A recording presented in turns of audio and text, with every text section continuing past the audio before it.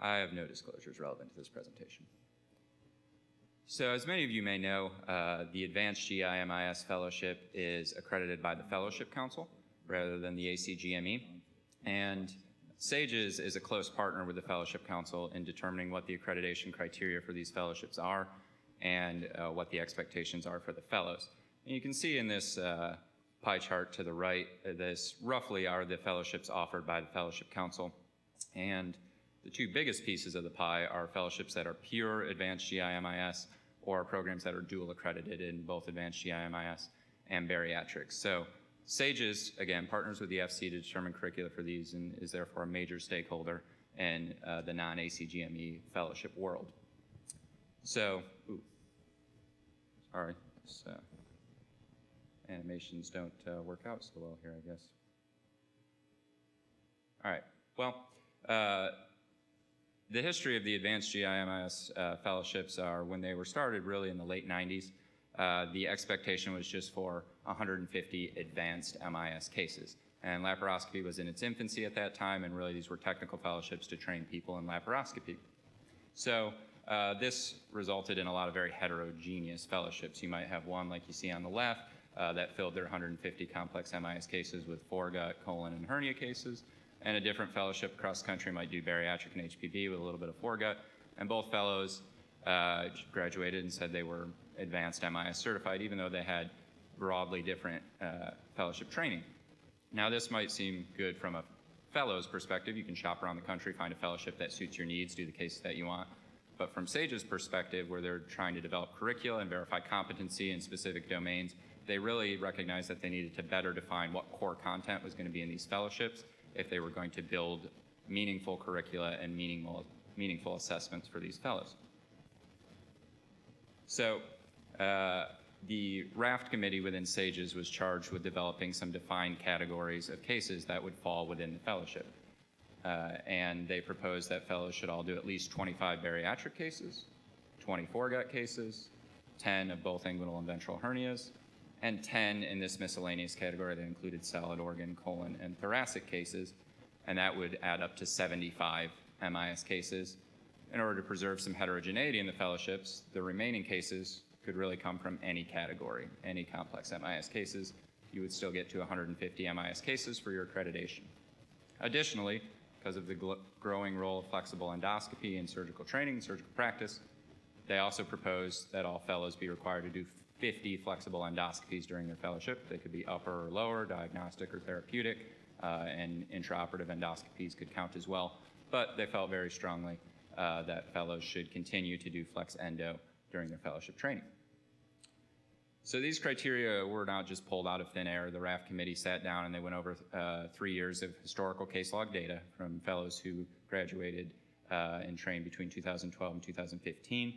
And they tried to balance criteria that would be both meaningful so that the thresholds were high enough that fellows would get a reasonable experience in these cases, but also achievable. So based on what programs were doing already across the country, they didn't want to make the threshold so high that a lot of them would struggle to meet the new criteria. And SAGES and the FC reviewed these criteria, and rather than just implement them straight away based on historical data, they thought it would be a good idea to run a pilot for a year and make sure that programs were still reasonably meeting these criteria that we thought they would based on historical data.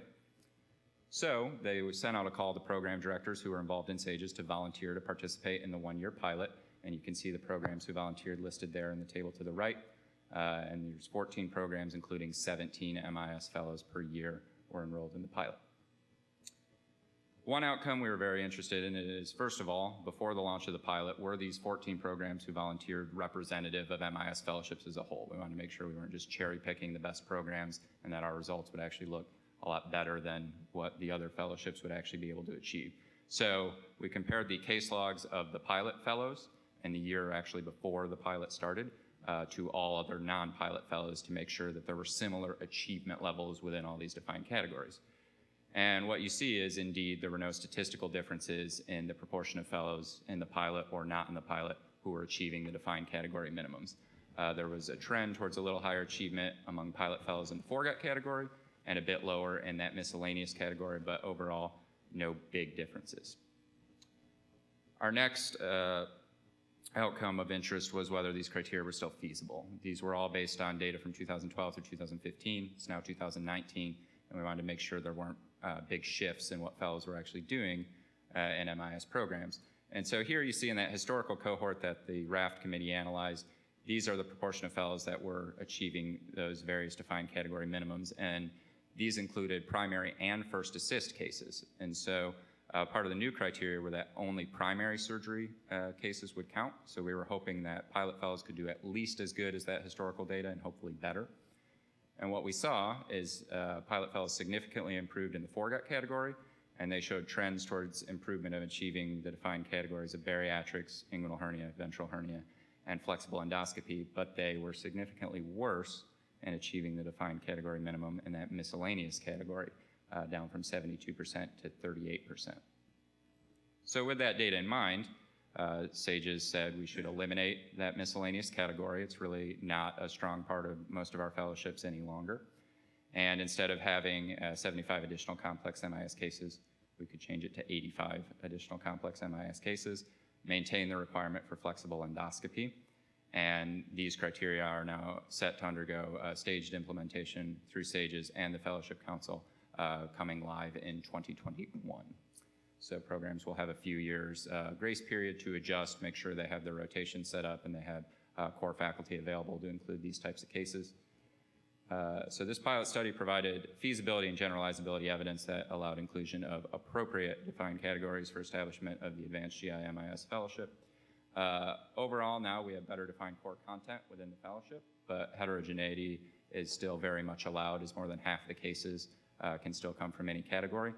And the next steps for SAGES and the FC is now to start building really meaningful didactic curricula around these defined categories and proceed with development of the sophisticated competency assessments. And working groups are already in the process of that, working on video assessment for a laparoscopic funduplication to be included in the fellowship at a later date.